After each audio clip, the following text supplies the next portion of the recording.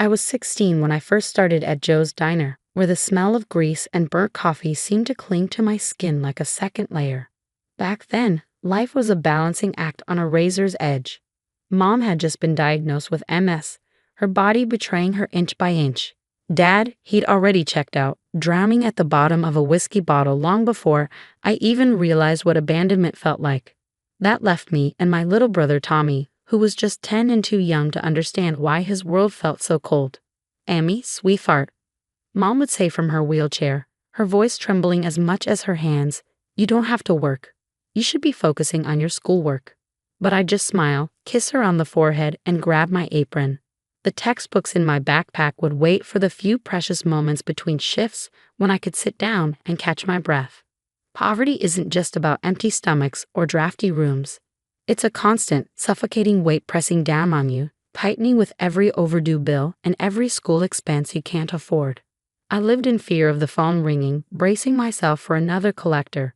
And every time Tommy needed shoes, I found ways to make my portion stretch or disappear entirely. Dad would stumble home late, trailing the stench of cheap booze like a cloud. He'd leer at me from the kitchen doorway while I painstakingly counted out bills at the table. "You're just like your mother," he'd mutter, slurring every word. "Always worrying about money. Life's too short, kid." Then, like clockwork, he'd collapse on the couch, leaving me to clean up the mess, whatever it was this time. By 18, my life was a patchwork of exhaustion. Mornings slinging coffee and pancakes, evenings bagging groceries, weekends scrubbing strangers' floors. My grades barely clung to passing, but we survived. Tommy was growing up, Mom's medication stayed stocked, and somehow we kept going. Until the day everything unraveled. I was restocking cereal boxes at the grocery store when a sound stopped me cold. A laugh. Not just any laugh, but Mom's. Only it wasn't the weary, pain-laced chuckle I'd grown used to. This was full and melodic, like it belonged to a stranger. I rounded the corner, curiosity tugging at me, and froze. There she was, standing, yes, standing, next to a cart overflowing with organic produce, high-end cheeses, and wine bottles that cost more than my monthly pay. Her hair was styled, her clothes screamed designer, and not a single trimmer betrayed her hands. Beside her, Dad, sober, polished, wearing a crisp suit I didn't even know he owned. "Don't forget we need more for the beach house this weekend," she said, tossing a $50 bottle of Merlot into the cart. "The Hendersons are coming." The beach house? The Hendersons? I felt like I was watching strangers wearing my parents' faces. Just that morning, Mom had been in her wheelchair, apologizing for being a burden. Now she was gliding through the store like she owned it. They paid for their haul with a gold credit card and packed it into a shiny black BMW I'd never seen before. I stood there in my threadbare sneakers and stained uniform, staring as they drove off, laughing like carefree teenagers. That night, I couldn't bring myself to go home. I ended up at the park where I used to take Tommy when life felt lighter. My phone buzzed with messages from Mom. "Where are you?" "Tommy's worried. Please come home." Instead of replying, I opened my banking app. My stomach twisted as I stared at the meager balance. Every dime I'd earned from years of backbreaking work, every sacrifice, had gone to them. 3 jobs, no sleep, no future, all for their facade. Another text came through. "We need money for Tommy's school supplies. Can you pick up an extra shift?" I snapped. All the love, loyalty, and guilt I carried for them turned into something sharp and unyielding. That's when I started digging. It didn't take much to uncover the truth. The beach house wasn't rented. They owned it outright.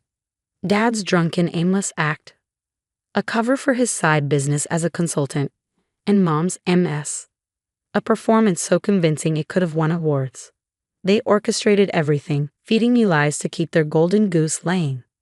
I sat on that park bench until the sun came up, watching the shadows of my childhood shift into something monstrous. Every sacrifice I'd made, every dream I'd abandoned, had been for them, for their greed. But I wasn't going to stay their victim, not anymore. If they'd lied to me, they'd lied to others, and I was going to expose every last truth. I started documenting everything.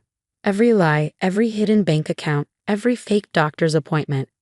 My phone became a treasure trove of evidence, Videos of mom walking effortlessly when she thought no one was looking, photos of dad holding court in expensive restaurants while claiming he was at AA meetings. But it was Tommy who delivered the most damning revelation. One night, as I checked on him before bed, he tugged at my sleeve. "Amy," he whispered, his voice barely audible. "I need to tell you something." "What is it, buddy?" I asked, kneeling beside him. His eyes filled with tears. "Mom and Dad, they make me lie to you." My stomach turned. "What do you mean?" Through choked sobs, he confessed it all. How they coached him since he was little, teaching him to act like we were poor whenever I was home. How they bought him 2 sets of everything, shabby clothes for our house and designer outfits for when they took him to their real life. How they promised him a car for his 16th birthday if he kept their secret. They said it was a game, he cried. "But it's not fun anymore. I hate it, Amy. I hate watching them hurt you." I hugged him tightly, fighting back my own tears. His words shattered what little illusion I'd been clinging to. This wasn't just about money, it was calculated, psychological manipulation inflicted on both of us. The next morning, I called in sick to all 3 of my jobs for the first time in years. Instead of working, I went to the library determined to uncover the full scope of their deceit. What I found left me reeling. Dad's consulting business wasn't just lucrative. It was worth millions. They owned properties across multiple states, beach houses and condos I'd never known existed. Mom's medical records? Spotless. No trace of MS or any other condition. The years of struggle I'd endured were a farce designed to keep me in the dark. But the real betrayal was buried in old bank records. Monthly deposits, large ones, had been coming in from my grandmother's estate. My dad's mother, who'd passed away when I was too young to remember her.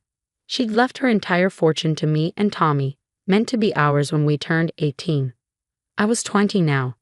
For 2 years, Dad had kept my inheritance hidden, funneling it into his own accounts while I worked myself to exhaustion.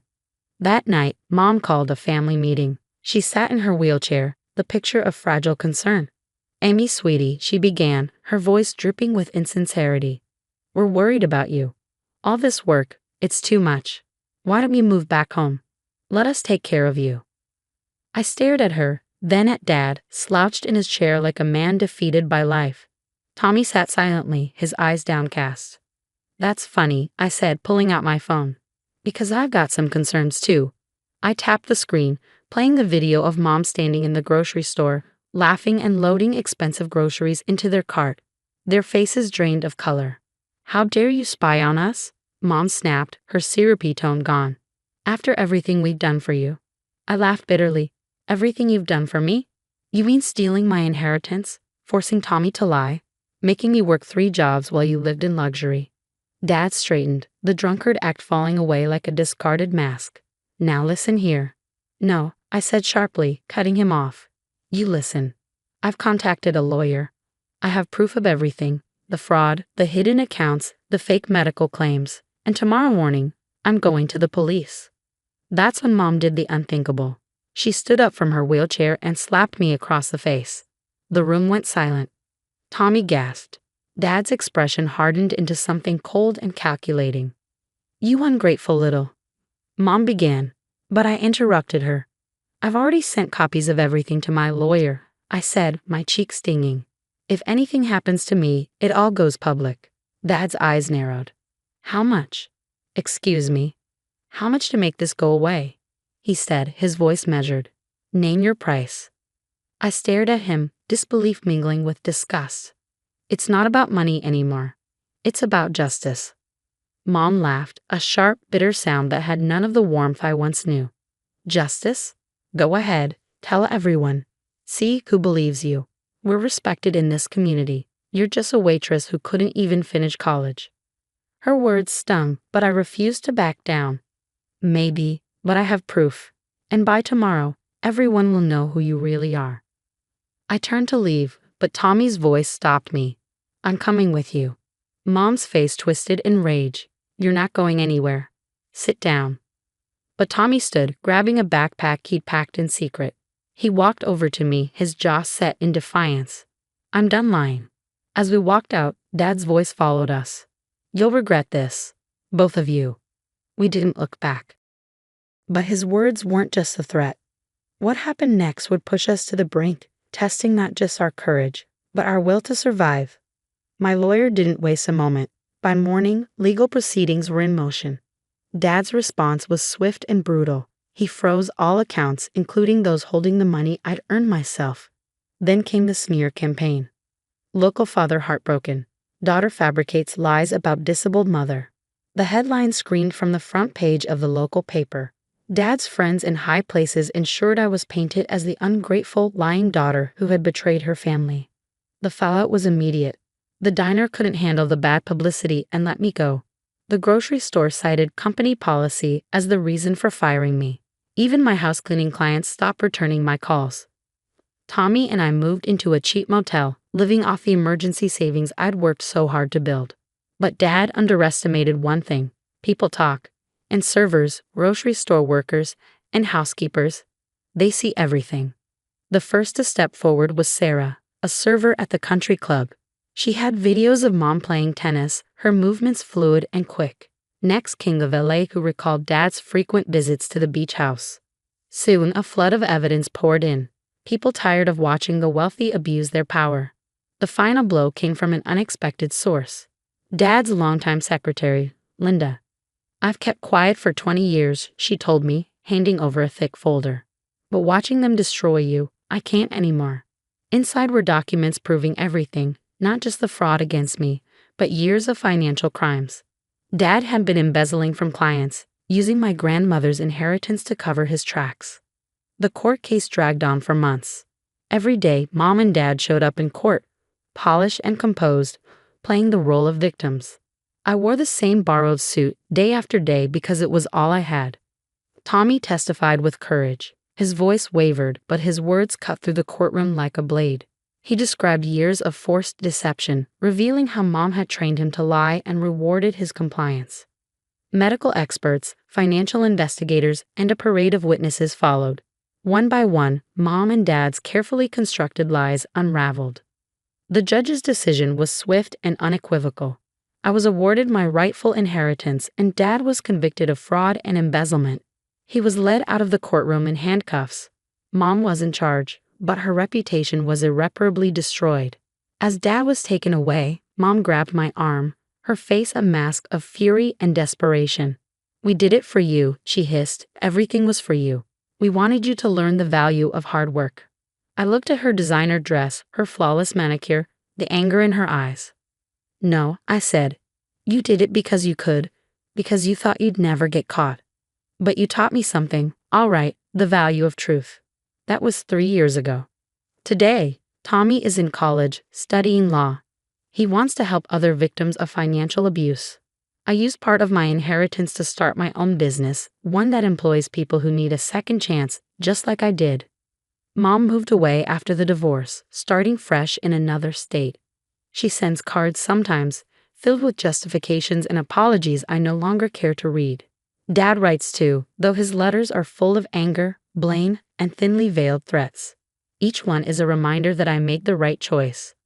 Sometimes I visit the diner where I used to work. I sit at the counter, order a coffee, and watch the new waitress rush between tables. She doesn't know my story, doesn't recognize me from the newspapers. To her, I'm just another customer, someone who tips well and treats her with respect. Last week, while cleaning, I found my old diner uniform. Seeing it brought back the exhaustion, fear, and betrayal I'd endured. But it also reminded me of my strength. I donated it to a women's shelter, along with a check big enough to help others escape their own prisons. Because that's the thing about lies, they only thrive in darkness. Once exposed to the light of truth, they wither and die. Tommy and I have a new tradition now. Every Sunday, we volunteer at a local financial literacy program, teaching people how to recognize manipulation, understand their rights, and find their voice. "You're my hero," Tommy told me recently, not just for fighting back, but for helping others fight too. But I'm not a hero. I'm just someone who learned the hard way that family isn't about blood or obligation. It's about truth, respect, and breaking the cycle of abuse. People often ask if I regret exposing my parents, if the cost was too high. I think about the girl I was, working 3 jobs, sacrificing everything for a lie. Then I look at the life I've built, honest, purposeful, free. No, I don't regret it, because some prices are worth paying, and the truth is priceless.